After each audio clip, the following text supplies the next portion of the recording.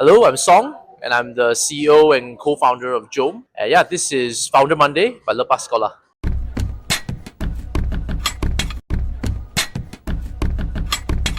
Song, can you tell us a bit about yourself? Where did you grow up and what shaped you as a person? So I grew up in Ipoh, lots of good food there. So I grew up there my whole life up till SPM, until 17. After that, I went to the UK for my studies. Yeah, I think that was quite a big foundational moment in my life, and I think saw a lot after my studies, in which I did actually in research in bioengineering specifically in both Cambridge and London. Then I moved to London to work for 6 years in a mixture of a startup as well as a larger company over there. And I think yeah, it's just saw a lot. And then I think at the end of 2024, mid of 2024, saw that oh well, there's so much that can be done now. So yeah, moved back home in 2025. Yeah, and then Jom was born. That's an interesting part, right? So, you mentioned that your background in education is in the sciences. How did you pivot to do something that's relating to human resource with Jom IT? I don't think this is grand design. I think it was more like I was always very passionate about like doing something cutting edge and impactful. I think that's what I'm really passionate about. And sciences was just one of the things that caught my attention and was a good delivery for that curiosity. But then after like going through the like the studying and everything and being more exposed to like a wider variety of things that can be done, I saw like business as an equivalently multifaceted in terms, it can be an academic exercise. If you think a lot, there's a lot of planning and strategy that goes on. At the same time, you get to really tangibly impact real world outcomes. So I think that's how that switch happened. So the principles are still there, but it's just being applied to a different way of delivering value. Yeah. Was there a specific moment in your life that you realized that I'm going to take that jump and I'm going to do something of my own? I think it definitely helps if you have people that are like similarly entrepreneurial around you. But with today, you can watch on YouTube. You can just go down rabbit holes of like entrepreneurs talking about their experiences. And yeah, so for me, I don't think there was one moment, but I think in university, I joined I did join one of the courses, like the business classes, the entrepreneurship classes, and then we collaborated on a project there. And after I was working in London, I always did side projects like selling durian milk, in London, for example. So I think I always had that, but I don't think there was one moment. It just grew over time. Yeah. Now, looking back at your university days, right? Your degree in Cambridge and your master's in Imperial, is there something that these two universities didn't prepare you for in the everyday life that you experience today? Yes, and there's only so much they can prepare you for. And this is not a knock against any of these institutions or against universities in general, right? Because I do think that these universities, what they did was that they put a lot of academic studying in a short amount of time and then gave you a lot of time, almost two-thirds of the year, free to do whatever.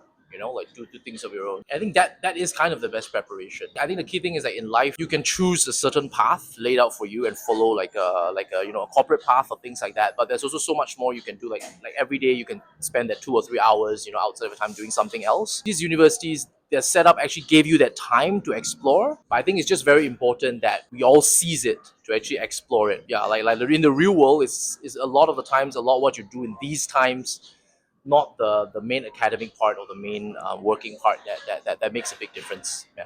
Would you say there's a single person or a single thing that has influenced your career direction thus far?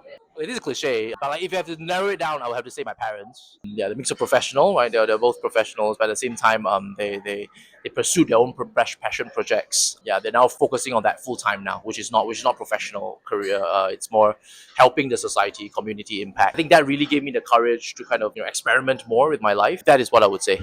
Let's talk about Jom IT a bit more, right? Okay. In one sentence, can you explain what it is? Performance enablement platform that helps companies continuously monitor skills of their employees, and then the system will proactively, using AI agents, suggest the best measures to manage and improve their employees. What is the primary problem you're trying to fix within the industry today? What we see after speaking to a lot of companies is that every company wants to improve their employees' productivity. It's one of the core things. It's what all leaders, HR managers, and even individual employees think of doing, every day. But there are two main things. One, tracking it is actually really difficult because it's static and it's once a year, like performance reviews. So it's just slow, these feedback cycles. And two, actually implementing these changes courses which involve a mixture of upskilling, career development, internal mobility, frequently causes a lot of misalignment among these stakeholders, and therefore, like the things that are done are ineffective, low ROI, and just ineffective essentially. So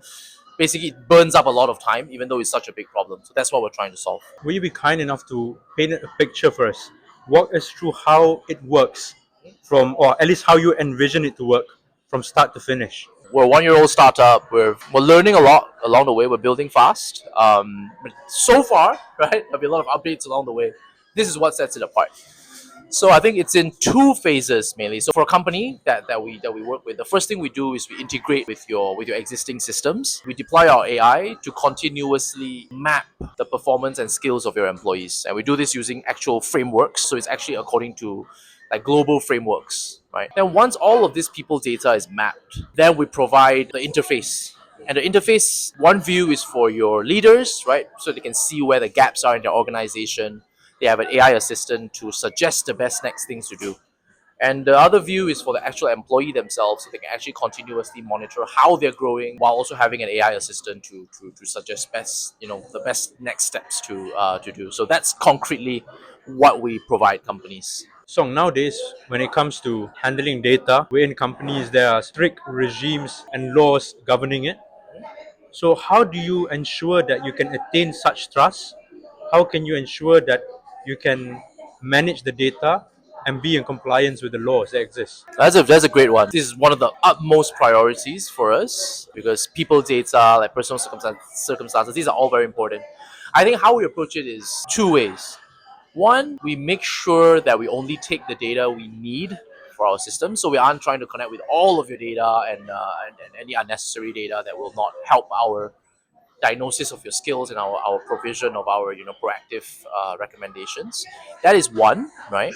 Two is we work very hard to comply at a minimum PDPA and like global GDPR standards at a minimum. But we're always now we're looking at other like SOC and other, so we're always considering like other certifications that will make our systems more robust, and we want to try to keep ourselves to the highest standards there. Yeah, so that's our approach. Are there any entities that are currently using your services, and what can you reveal to us that's not bound by confidentiality?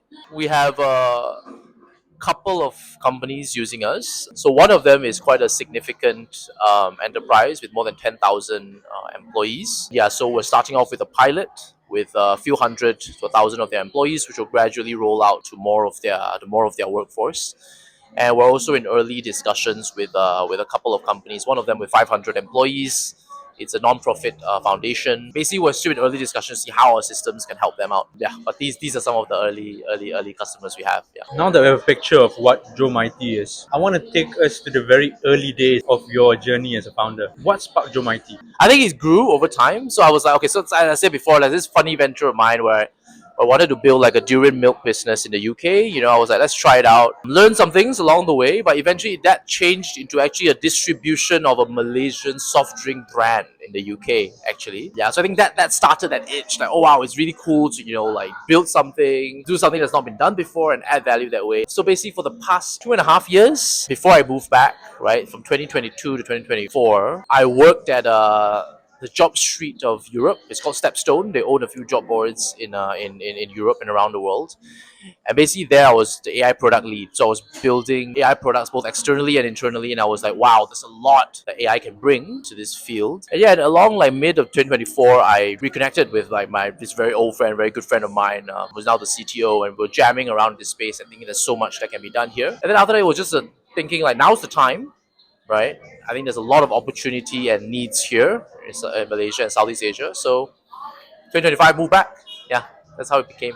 Before I move on to my next question, I want to slip this question in because I believe it might be a question that many aspiring founders might have. If they want to find a co-founder, what is the best way for them to do so? So yeah, I've worked with quite a few. So actually, for my previous ventures, I had another very good friend as a co-founder as well. I think the most important thing is relationship and trust. That is the most important thing. While at the same time thinking through like what the venture you're embarking on needs, try to fill out as much of those roles as you can, right? Like, so if you're in engineering, or like you're in, let's just say you're going to construction startup, you should have someone that's at least familiar with the industry. But at the same time, I think it's just so serendipitous. The relationship of trust is important. So ideally, someone you've worked with for a while or known for a while, but just go out there and meet more people, like starting today, because you never know who you might find. Yeah.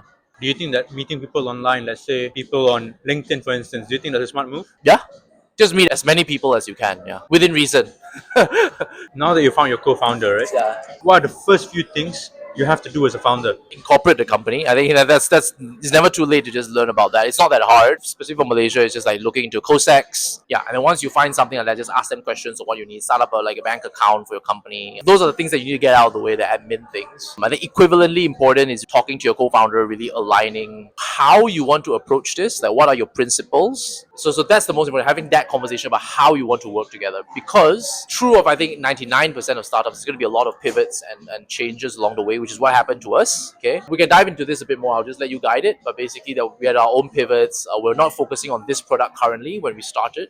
We're still in the HR space, but in recruitment. It's going to be a lot of changes, and you need that really alignment of principles. That's the first thing. Then the next thing I think is just to form a hypothesis, at least a hypothesis of what you want to do, and then just go test it. That would be the first thing to do.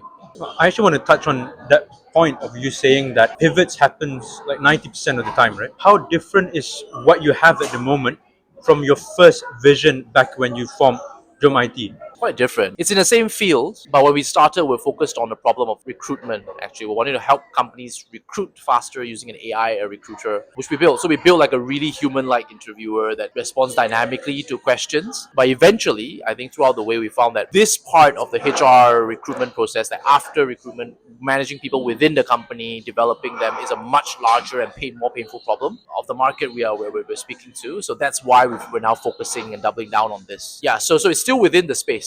Yeah, but it was the product is quite significantly different in terms of focus. Yeah. Obviously, as you mentioned, you worked in London for 6 years, right? Your time in business operations at Uplearn, your experience in product roles and artificial intelligence, what have you learned then that you're applying today?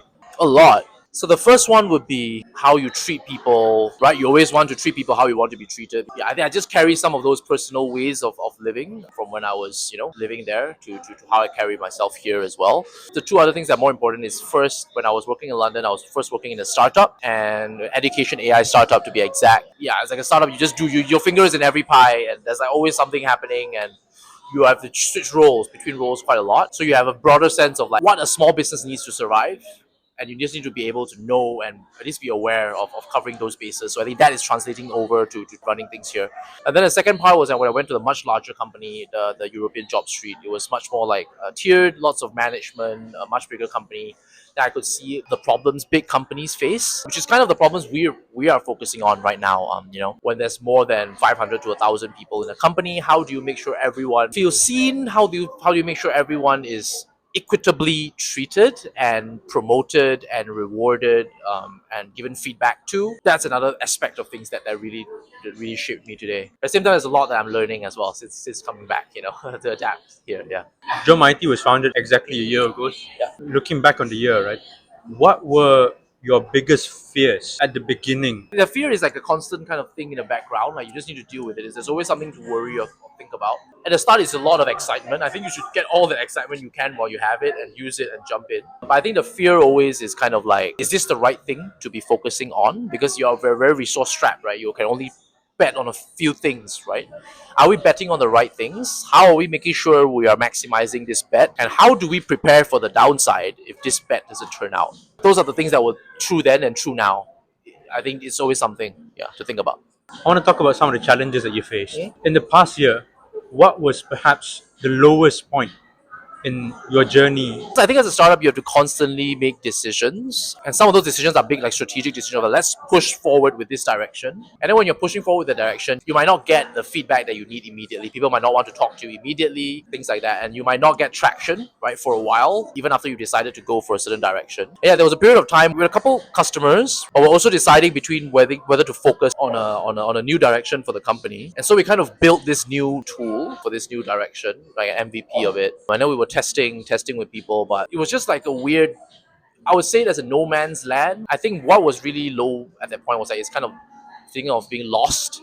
You're being lost sometimes. So I think one of the lessons I learned during that time was that how to ground yourself and still give yourself some routine during these times. Has there been points whereby you were just asking yourself, "What on earth am I doing?"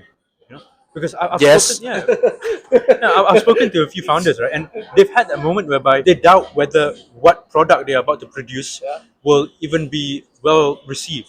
You've mentioned that you have experienced that. Yeah. How do you regulate your thoughts? How do you regulate your emotions? And how do you keep going? That's still the question, to be real, right? Even today, those thoughts are still there. Like they pop up time to time. But I think the by nature of it is to try to do something that's not been done before, right? But even though you're trying to solve a need, I think it's two things. Give yourself a rhythm, a routine that you stick to, so that even if the world doesn't listen to your rhythm, you still have a rhythm to abide to that you enjoy. Yeah, and then secondly, it's just one of the core roles of a startup is talk to as many people as you can. And with every new conversation, you'll always learn new things, and those things will really it'll give new angles and perspectives and help you think of your problem in different ways as well, which will maybe a path forward. I think that's very important. You're your own boss. How difficult it is to manage your own stress, and how difficult it is to keep a team motivated. This is a marathon. This is not a sprint. So you need to be sustainable and make sure you can run the long route. So you need to form your own habits, your own support network. Make sure you're in a support network of similar people going similar journeys, so you can be each other's agony aunts or whatever. Like that's very important.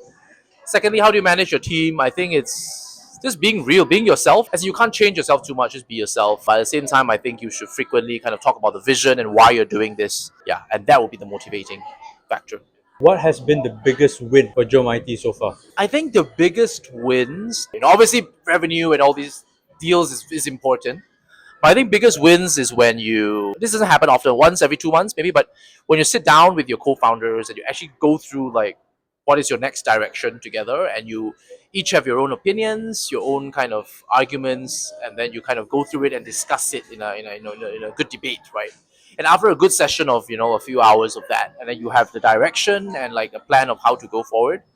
That to me are the moments that you feel the most like it's a win, because you need that guiding light for your startup.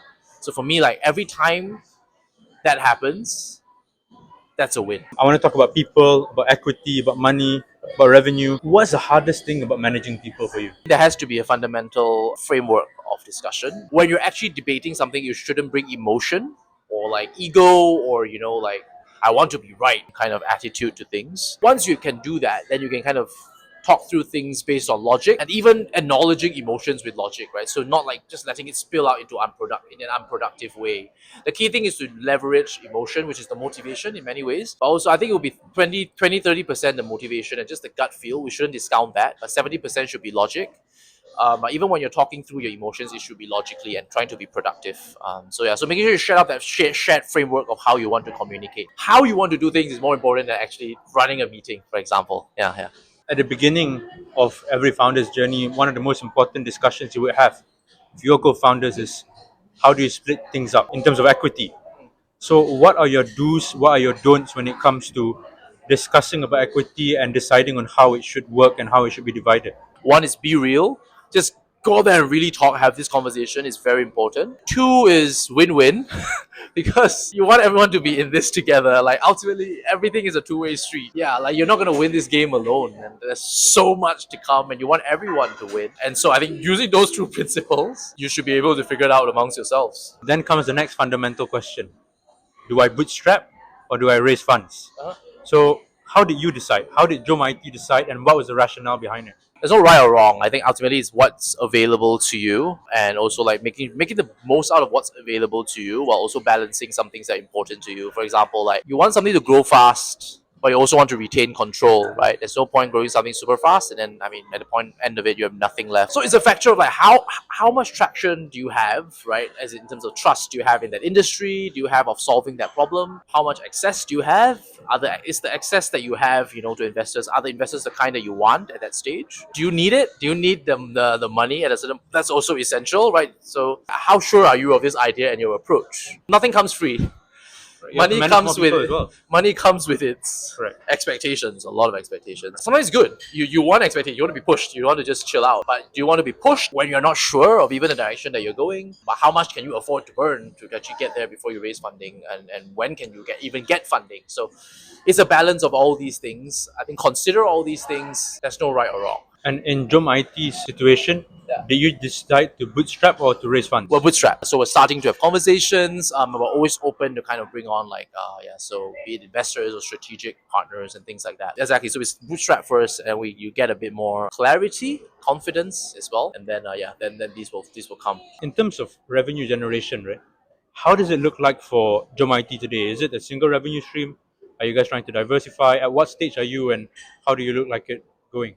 How We're does it look like early. going? Yeah. Yeah, we're still early, right? So this new product, it's been around for 4 months. So right now we're still quite a single revenue stream. We're selling to enterprises, more than a couple hundred people, right? Those are the people that we focus on. I don't think we're looking to diversify now. I think there's still a lot to explore and learn. So we're focusing and to grow this revenue stream. Yeah. What does your pricing model look like at the moment? What have you learned about what companies and entities are willing to pay for? I think just be upfront about pricing. The main thing is that you're bringing value, right? Much more value than what you charge. In terms of the pricing model, we'll focus on a SaaS for now, right? So it's a cost number per head per month, depending on the modules and complexity of the functions you need. We'll look at other things in the future, but for now, that's it. Yeah. I want to talk about the future. Okay. Since you mentioned about the future, right? Yeah. Where do you see Jom IT in 5 years? In today's age, there's so much AI disruption, right? There's still a big talent shortage in Southeast Asia, for different roles. So there's a lot of performance improvement, performance enablement, as well as like upskilling, right? That needs to be done in this region. So we really want to be one of the companies that brings this transformation to Southeast Asia. So ideally, we'll be in not just Malaysia, Singapore. I think these are the two countries we're looking at. But yeah, so around Southeast Asia, we'll have a presence. Our solutions can help large enterprises continuously empower their human capital. To take full advantage of this very disruptive age. Yeah, so we'll be in, we'll be in 30, 40, depending on the size, right? 100 companies, right? What our tool will do is make the employees feel more seen, be able to be developed in real time. Yeah, that would be the dream. Yeah. A part that I want to catch on is the fact that you mentioned how disruptive the world is at the moment. What do you think the future of workforce, of hiring, of talent management will look like, and how will Jom IT fit into this picture? It's going to be a time of great change with lots of opportunities. I don't know draw an analogy to too many things, but some people say it's a new electricity. Some it's like this new Excel. When Excel replaced spreadsheets, the roles were still there. It's just what people do and how they do it were fundamentally changed. In some ways, similar kind of situations play out today, where there's new tools. People are finding ways to fit those tools into their workflows. Some working, some not. AI, in its nature, can act as more of a partner, assistant to a lot of people. I think in the broad picture, it's very much a tool that will actually free up a lot of people from more tedious tasks to actually do more strategic tasks. And so the skills that will be needed to actually perform at your best for a lot of people in Southeast Asia will be very different in 5 years than it is today. You need more managerial skills. You need to be able to be comfortable with these tools. What are their quirks? Yeah, and you need to be critical thinking. So whatever they come back, you need to be able to spot what's wrong fast. Instead of being able to do things fast, you need to be able to spot things that are wrong fast. Right, that's like an example. Those who fundamentally demand different ways of actually monitoring, like as you say, talent management. Because two ways, right? One is that you actually need to teach them different skills, right? The other way is that you actually need to be more continuous in monitoring them, because the skills that are needed will change that much more often. That you need to monitor people more continuously, so you can always develop them more continuously. Yeah. As a final question to close our segment off, if you succeed wildly, or dare I say, when you succeed wildly, what will Jom IT be known for? I want it to be known for really adding a lot of value to all the talents, right? And by this, I don't mean just the talented people there, like by definition of the company, but all the talent that is here in like Southeast Asia. I think we have a lot of talent here because of our unique circumstances. Are very ready to grab this new wave of opportunity. I want to be the platform that brings about a lot of this human capital development in a way that is productive for both the people themselves as well as for enterprise and and the why and the country as a whole. Yeah, yeah, yeah. That would be sick. I'm Song, and this is Founder Mondays by Lepas Sekolah.